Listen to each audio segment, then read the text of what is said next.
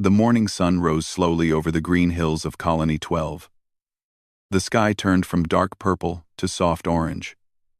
Birds that were not really birds made their strange songs in the tall trees. It was a new world, far from Earth, but it was home now. Yuna walked through the forest with her bag on her back. She was a botanist. Her job was to study the plants of this world. Every day, she went out early to collect samples and take notes. She loved her work. The plants here were different from anything on Earth. Some glowed at night. Some moved when you touched them. Some even made sounds. She was 32 years old. Her black hair was tied back in a simple way. Her eyes were dark and kind. She had been on this colony for 3 years now. Most people stayed in the main settlement, but Yuna liked to go far into the wild areas. That was where the most interesting plants grew.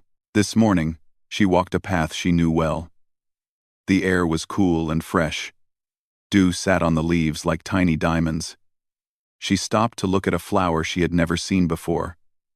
It was blue, with silver edges. She took out her camera and photographed it. Then she heard something. It was a low sound, like thunder far away. But the sky was clear. She looked up and saw nothing. The sound grew louder. It was coming from above. Yuna stepped back and looked through the trees. Something bright moved across the sky. It was falling. It left a trail of smoke behind it. The thing was on fire. She watched it crash into the forest about 2 kilometers away. The ground shook under her feet. Birds flew up from the trees in panic. Then everything went quiet. Yuna stood very still. Her heart beat fast. She knew she should go back to the settlement and report this. That was the safe thing to do. That was the smart thing to do. But she did not do that. Instead, she started walking toward the crash site. She moved fast through the trees. Branches hit her arms and face. She did not care. Something had fallen from the sky. She needed to see what it was. It took her almost 30 minutes to reach the place. She smelled the smoke before she saw it. The air was thick and hot. Trees were broken and burned. A long path of destruction cut through the forest where the thing had slid across the ground.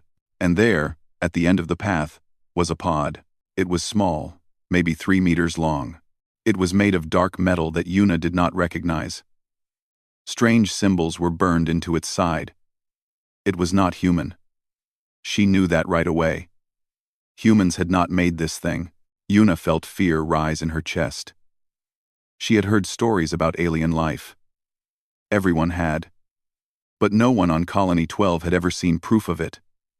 Until now, she walked closer. Step by step. The metal was still hot. She could feel the heat on her face. Part of the pod was cracked open. Smoke came out from inside. Then she heard it. A sound. A tiny sound. It was like a roar, but very small and weak. Like a baby trying to be loud but not having the strength. Yuna froze. The sound came again. And again. It was not one voice. It was several. They sounded scared. They sounded hurt. She knew she should run. She knew this could be dangerous. But the sounds were so small, so helpless. They reminded her of something. When Yuna was a child, her grandmother had taken care of stray cats. One day, a cat had given birth in their garden shed. Yuna remembered finding the kittens. They had made sounds just like this. Tiny roars, calls for help. She could not walk away. Yuna moved to the cracked part of the pod. The opening was not big enough to see inside.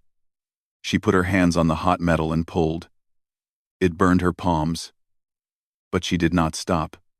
She pulled harder. The metal bent and groaned. Finally, the crack opened wider. She looked inside. The first thing she saw was a body. It was large, covered in scales that looked like dark gold. It had 4 legs and a long tail. Its eyes were closed. It was not breathing. This creature was dead, but next to the body, pressed against it, were 3 small shapes. Cubs. They were tiny, no bigger than house cats. Their scales were softer, lighter in color. Their golden eyes were open and looking right at Yuna. They were shaking.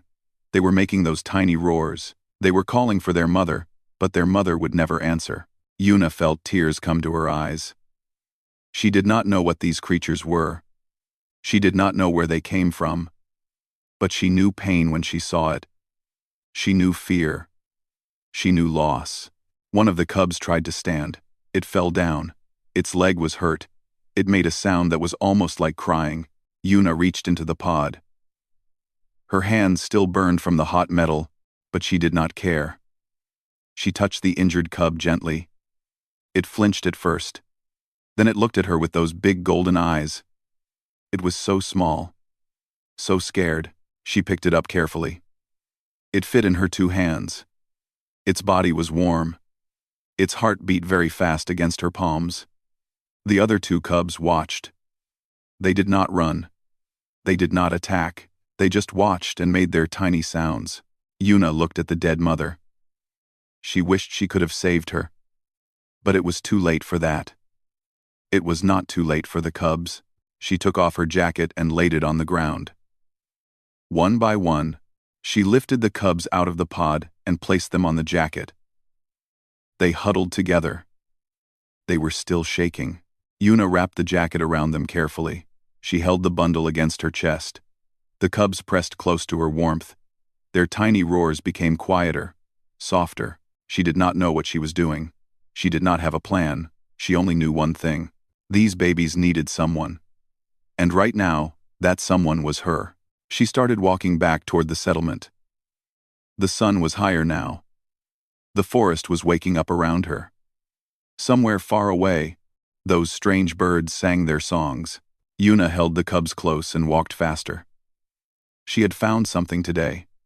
Something that would change her life forever. She just did not know it yet.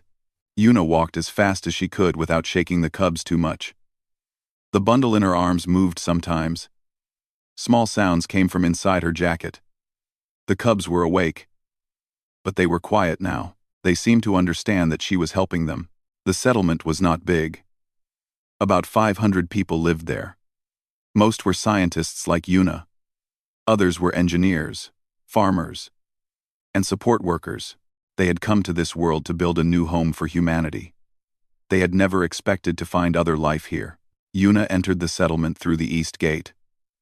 A guard named Do-wan saw her and waved. Then he looked at her more closely. Yuna, are you okay? Your hands are burned. She had forgotten about her hands. The pain was there, but she had pushed it away. I need to get home, she said. I will explain later. Do-wan looked confused, but he let her pass. Yuna walked quickly through the narrow streets. She passed the food hall, the medical center, and the research building. People looked at her strangely. She was walking too fast. She was holding something against her chest. But no one stopped her. Her small house was at the edge of the settlement. It was simple. One room for sleeping, one room for living, one room for her work. She had chosen this house because it was quiet and close to the forest. She went inside and closed the door behind her. Then she sat down on the floor and carefully opened her jacket. The three cubs looked up at her. Their golden eyes were big and round. They were beautiful in a strange way. Their scales caught the light and seemed to glow. Their faces were a mix of cat and lizard. They had small ears and long tails. One of them, the one with the hurt leg, made a soft sound. It is okay, Yuna said softly. You are safe now. She knew they could not understand her words, but maybe they could understand her voice, her tone. She hoped so. The first thing she needed to do was help the injured one. She got her medical kit from the bathroom. It was basic, meant for human injuries, but she would try. She looked at the cub's leg. It was not broken, but it was badly bruised. She cleaned it gently and wrapped it in a small bandage. The cub let her do this. It watched her with those golden eyes. It did not bite or scratch. It seemed to know she was trying to help. Next, she needed to feed them. But what did they eat? She had no idea. She went to her small kitchen and looked at what she had.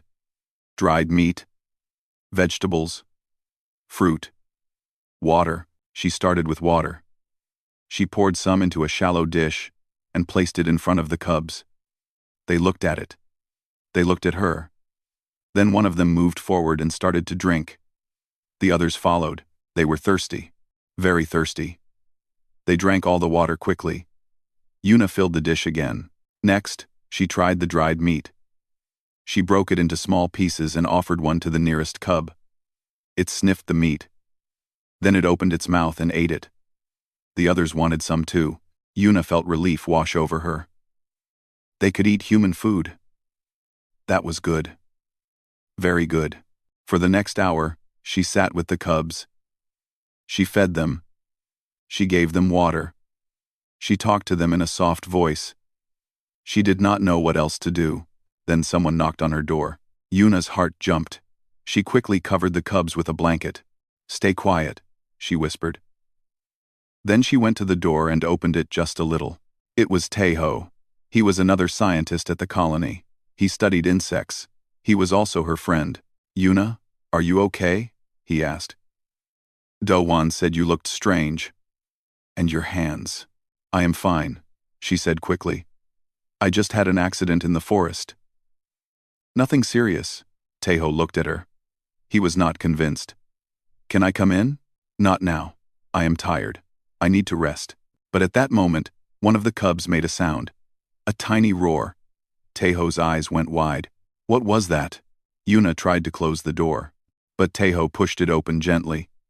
He stepped inside and saw the blanket moving. He pulled it back and froze. "Yuna, what are these?" She did not know how to explain. She told him everything. The crash. The pod. The dead mother. The cubs. She talked fast, her words tumbling over each other. Taeho listened. His face went through many emotions. Surprise. Fear. Wonder. When she finished, he sat down heavily on a chair. "This is incredible," he said. "These are aliens. Real aliens. We have to tell the colony leaders. We have to report this." "No," Yuna said firmly. "Not yet." "What do you mean, not yet?" "This is the biggest discovery in human history. And what will happen to them if we report it?" Yuna asked. "They will be taken away, put in a lab, studied like objects." "They are babies, Taeho. They just lost their mother. They are scared and hurt." Taeho looked at the cubs. One of them had crawled over to Yuna and was pressing against her leg. It made a soft sound, almost like a purr. "They trust you," he said quietly. "I do not know why. But yes, they do." Taeho was silent for a long time. He was a careful man. He liked rules. He believed in doing things the proper way. This was not the proper way, but he also had a kind heart. "Okay," he finally said. "I will not tell anyone. For now. But we need to be careful. If someone sees them, I know, I will keep them hidden." Taeho stood up. "I will bring you more food tomorrow. And some books about animal care. It might help." Yuna felt grateful tears in her eyes. "Thank you, Taeho." He nodded and went to the door. Before he left, he looked back at her and the cubs. "You know this is crazy, right?" "Yes," she said with a small smile. "I know." After he left, Yuna sat down with the cubs again. They gathered around her. The injured one climbed into her lap. The other two pressed close to her sides. They were warm. They were alive. They were hers to protect. She thought about their mother. She thought about the pod falling from the sky. Where had they come from? Why had they crashed? Was someone looking for them? She had so many questions. But right now, none of that mattered. What mattered was keeping these small lives safe. Night came. The sky outside turned dark. Strange stars appeared, different from the ones Yuna remembered from Earth. She made a bed of soft blankets for the cubs. They curled up together, their tails wrapped around each other. Yuna lay down next to them. She was tired. Her hands hurt. Her mind was full of thoughts. But as she listened to the soft breathing of the cubs, she felt something she had not felt in a long time. Purpose. She had come to this world to study plants. But maybe she was meant to find something else. Maybe she was meant to find them. The smallest cub made a sound in its sleep. A tiny roar, no louder than a whisper. Yuna smiled and closed her eyes. Tomorrow would bring new problems, new dangers, new questions, but she would face them. For these little ones, she would face anything. 2 weeks passed. The cubs grew stronger every day. The one with the hurt leg could walk normally now. They ate well. They slept well. They played with each other like kittens, rolling around and making happy sounds. Yuna named them. She knew she probably should not, but she could not help it. The biggest one she called Haru, which meant sun. He was brave and curious, always the first to explore new things. The injured one she called Bami, which meant spring. She was gentle and quiet, often staying close to Yuna. The smallest one she called Maru. He was full of energy, always running and jumping. They learned fast. They learned that Yuna was safe. They learned when food time was. They learned the sounds she made when she was happy or worried. They even learned some simple commands. When Yuna said stay, they would stay. When she said come, they would come. But they also learned something else. They learned to hide. Whenever someone knocked on Yuna's door, the cubs would run to a special place under her bed. They would stay quiet until the person left. Yuna did not know how they understood this, but they did. Maybe they sensed her fear. Maybe they were smarter than she thought. Tejo visited often. He brought food and supplies. He helped Yuna clean and care for the cubs. He was still worried about the secret, but he never complained. He had started to care about them too. One evening, Tejo sat on the floor while Maru climbed on his shoulder. The small cub purred against his neck. They are getting bigger, Tejo said. Soon they will be hard to hide. Yuna watched Haru and Bomi playing together. I know. I think about it every day. What is your plan? I do not have one, she admitted. I just take each day as it comes. Tejo nodded slowly. You have changed, Yuna. Before, you always had a plan. Everything was organized. Now you are just winging it, she offered with a small laugh. Yes, winging it. He smiled, but his eyes were serious. I am worried about you, about all of this. I am worried too. But I cannot give them up. I cannot. The cubs had become part of her life. They slept next to her at night. They waited for her at the door when she came home. They made her laugh with their games. They comforted her when she was sad. She had not felt this connected to anyone or anything in years. On Earth, she had been alone. Her parents died when she was young. Her grandmother raised her. But she was gone now too. Yuna had come to Colony 12 to start fresh. To find something new. She had found it, just not in the way she expected. The next day, something changed. Yuna went to the forest for her work as usual. She left the cubs at home with food and water. They were used to this routine now. They stayed inside and waited for her to return. But when she came back that evening, something was wrong. Her door was open. Fear hit her like cold water. She ran inside. The house was a mess. Things were knocked over. Papers were on the floor. Haru? Bomi? Maru? Cries? Silence. She searched everywhere. Under the bed. In the closets. Behind furniture. Nothing. The cubs were gone. Her heart pounded. Her hands shook. Who had taken them? How had they been found? Then she heard footsteps behind her. She turned around and saw 3 people standing at her door. They were from the colony security team. Their leader was a man named Jisoo. He was tall, with a hard face and cold eyes. Dr. Yuna, he said, we need to talk. Where are they? She demanded. What did you do with them? Jisoo did not answer her question. Someone reported strange sounds coming from your house. We came to investigate. What we found was unexpected. They are just babies. They are not dangerous. They are alien creatures of unknown origin. They could carry diseases. They could be hostile. You should have reported this immediately. Yuna felt anger rise in her chest. I have been caring for them for 2 weeks. They are healthy. They are gentle. They trust me. That is not your decision to make. Jisoo stepped closer. The cubs have been taken to the research facility. They will be examined and studied. This is for the safety of the colony. Yuna felt something break inside her. She thought of Bommi, so gentle and scared. She thought of Maru, so small and energetic. She thought of Haru, so brave. They would be alone now. Confused, frightened. Please, she said. Her voice was shaking. Let me see them. Let me be with them. Jisoo considered this for a moment. That is not my decision. You will have to speak with Director Kang. He turned and walked away. The other security people followed. Yuna stood alone in her ruined house. Tears ran down her face. She did not sleep that night. She sat in the dark, thinking of the cubs. Were they cold? Were they hungry? Were they calling for her with their tiny roars?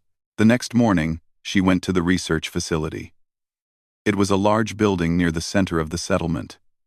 She had never been inside before. Her work did not involve it.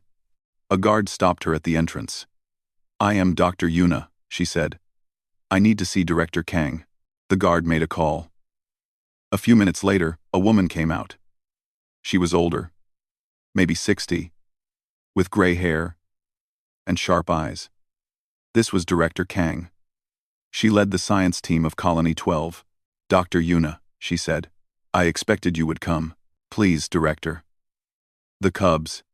They need me. I have been caring for them. They trust me. They U4He1. They cubs. Director Kang studied her face for a long moment. Come with me, she finally said.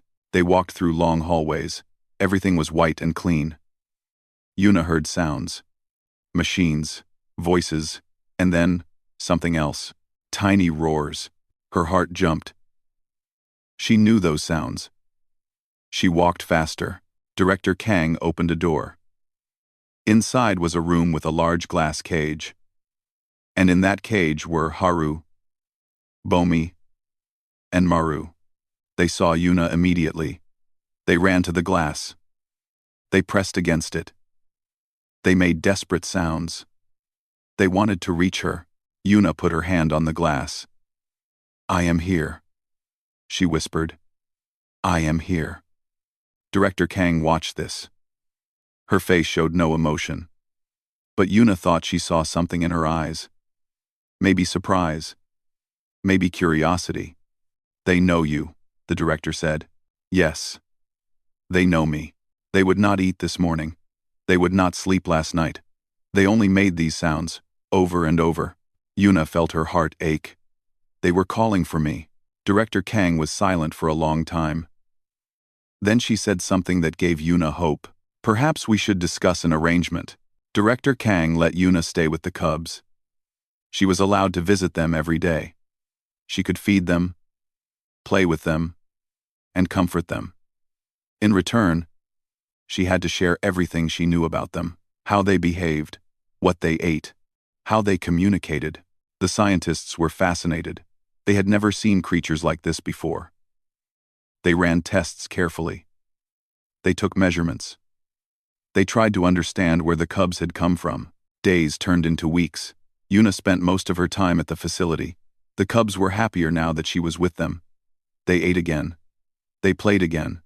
They slept better, but they still did not like the cage. They still pressed against the glass when they wanted to be free. One morning, everything changed again. The alarm started at dawn. A loud sound that woke everyone in the settlement. Yuna was at home, sleeping. She jumped up and ran outside. People were everywhere, looking at the sky and pointing. Something was coming. A ship. But not a human ship. It was huge, dark, and shaped like a curved blade. It moved slowly through the clouds, blocking out the sun. It was beautiful and terrifying at the same time. Yuna ran to the research facility. She needed to be with the cubs. She needed to make sure they were safe. When she arrived, there was chaos. Scientists were running. Security people were everywhere. Director Kang stood in the middle of it all, giving orders. "Director," Yuna called out. "What is happening?" "We received a signal," Kang said. Her face was pale. "They are looking for their children." Yuna's blood went cold. "The cubs. Someone had come for the cubs. What do they want?" "They have not said yet.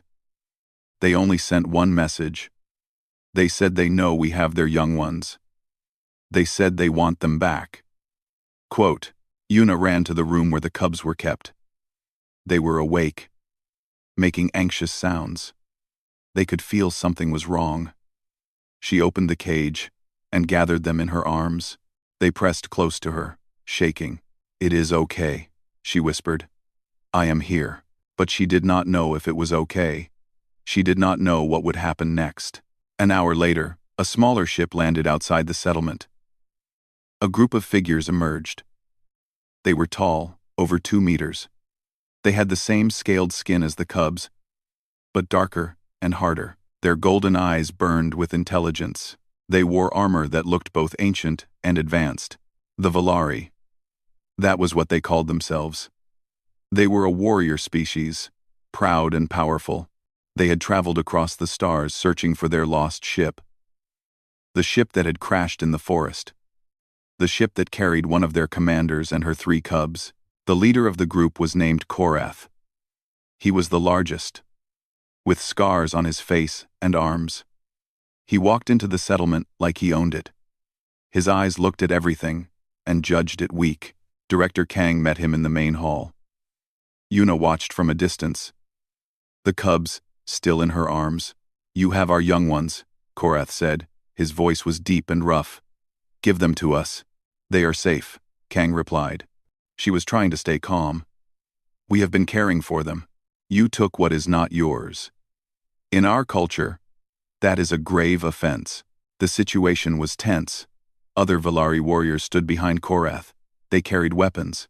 The colony security people had weapons too, but they looked small and weak in comparison. Yuna knew she had to do something. She stepped forward. "Wait," she said. Korath turned to look at her.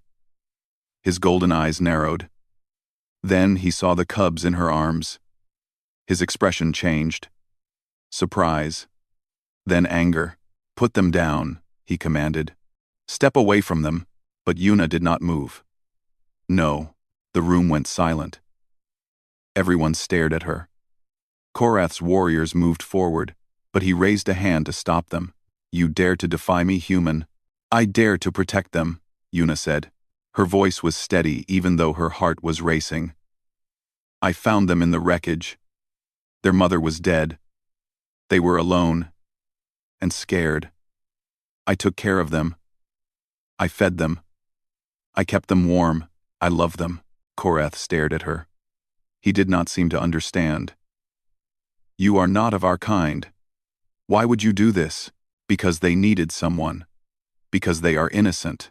Because that is what we do." "What who does?" "Humans."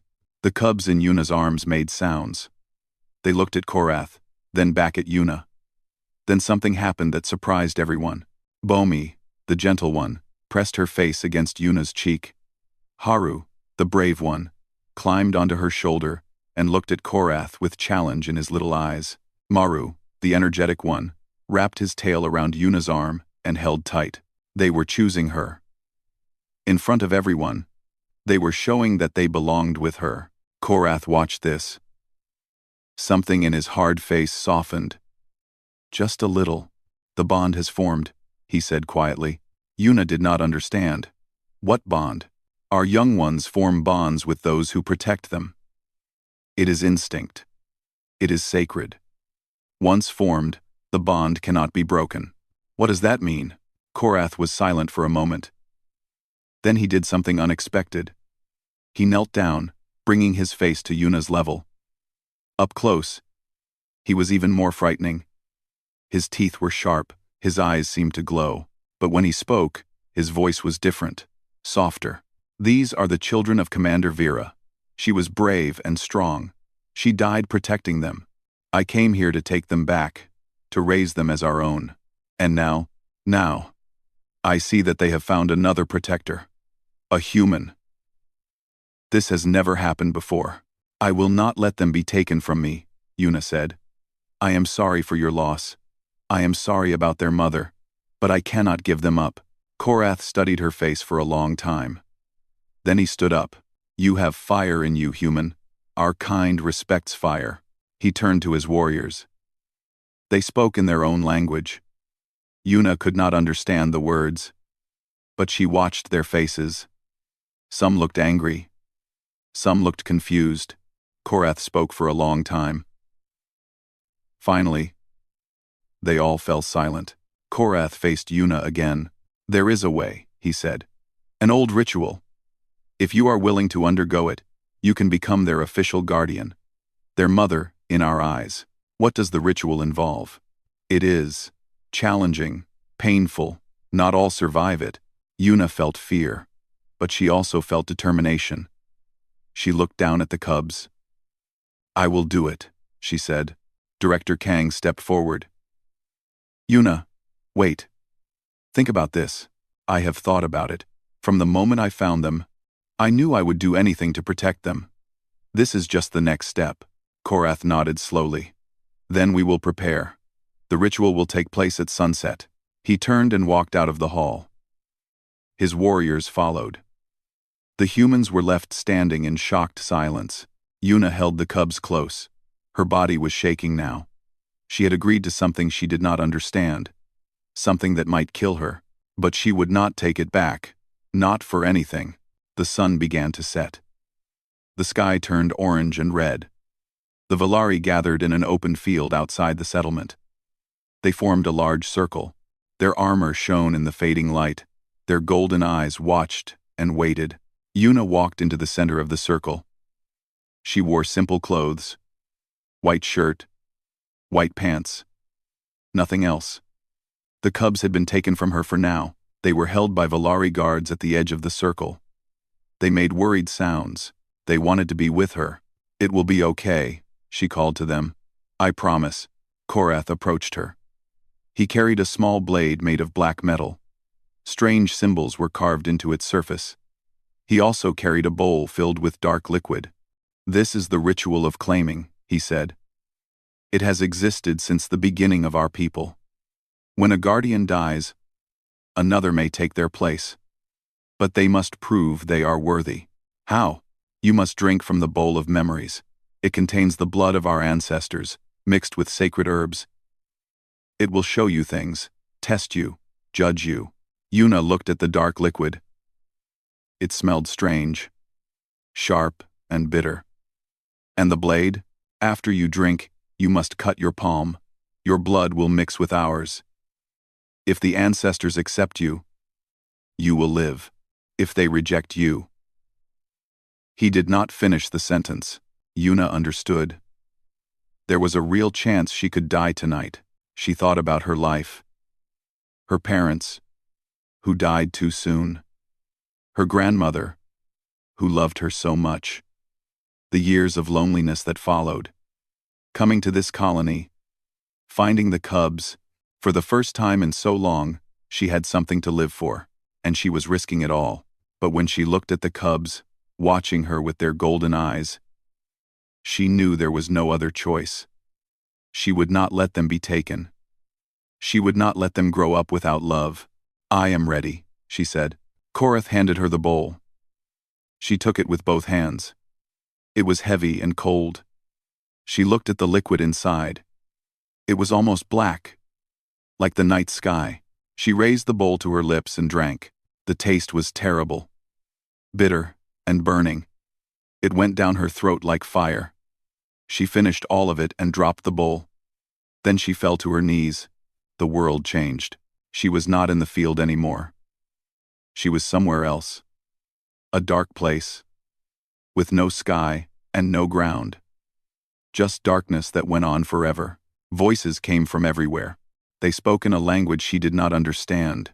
They swirled around her like wind. She felt them judging her, looking into her soul. Then images appeared. She saw her parents.